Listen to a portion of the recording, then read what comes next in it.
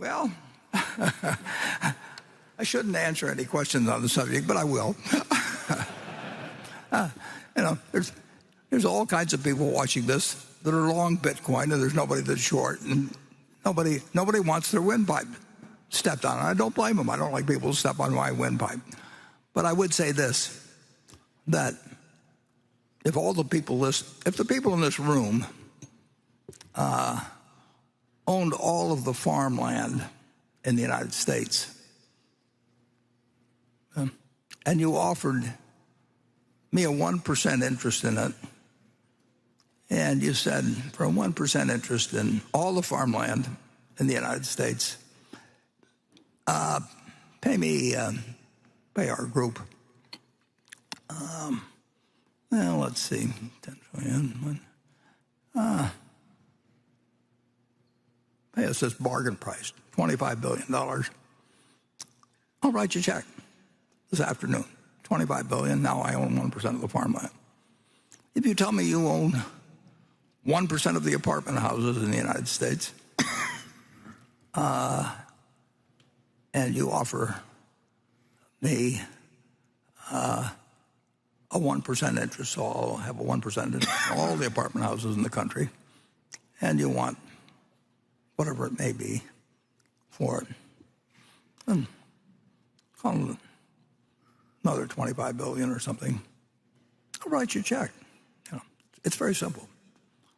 Now, if you told me you owned all of the Bitcoin in the world, and you offered it to me for $25, I wouldn't take it, because what would I do with it? I have to sell it back to you one way or another. I mean, maybe I'll be the same people, but it isn't going to do anything. The apartments are going to produce rental, and the farms are going to produce food. And if I've got all the Bitcoin, I'm back where whatever his name was, who may or may not have existed, was 15 years ago. If I've got it all, he could create a mystery about it. But everybody knows what I'm like. I mean, so if I'm trying to get rid of it, people will say, well, why should I buy some Bitcoin from you? I mean, why don't you call it Buffett coin? Make your own or something. Do something. But I'm not going to give you anything for it. And you'd be right, incidentally. But that explains the difference between productive assets and something that depends on the next guy paying you more than the last guy got. Now, net, if you look at it, a lot of commissions have been paid, and there's all kinds of frictional costs that are very real that somebody has paid to a bunch of people who facilitate this game. But whatever one group of the public has taken out, or one group of owners, has come in from other people. I mean, other people have entered the room and they move money around, but there's no more money in the room. It just changed hands with a lot of maybe fraud and costs involved, and a whole bunch of things you lose. You forget the numbers or forget the equation.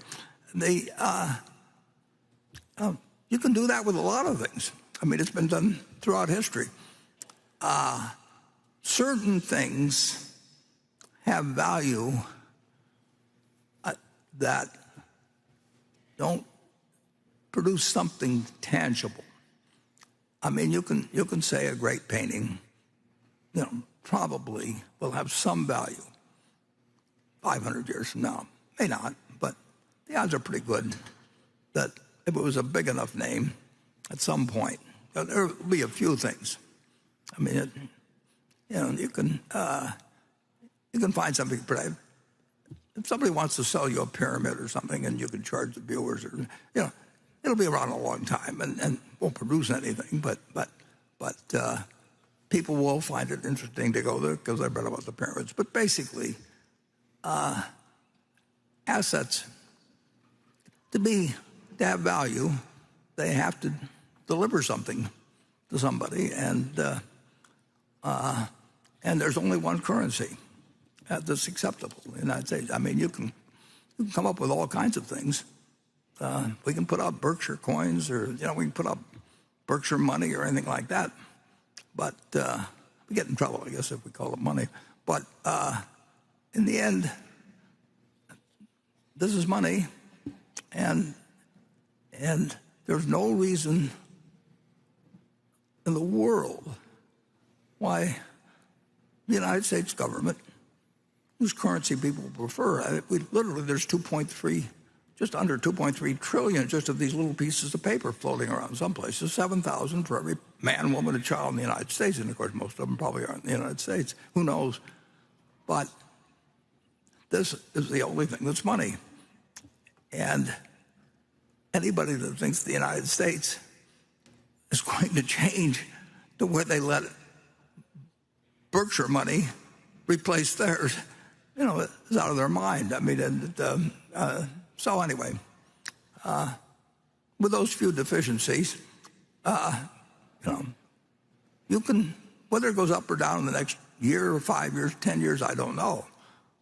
But the one thing I'm pretty sure of is that it doesn't multiply, it doesn't produce anything. It's got a magic to it, and people have attached magics to lots of things. I mean, the gold on Wall Street, create magic.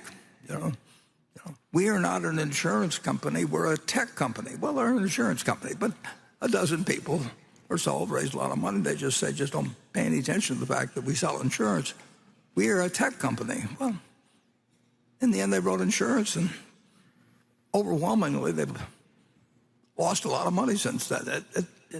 You can make up things that work well in getting money from other people, and that's why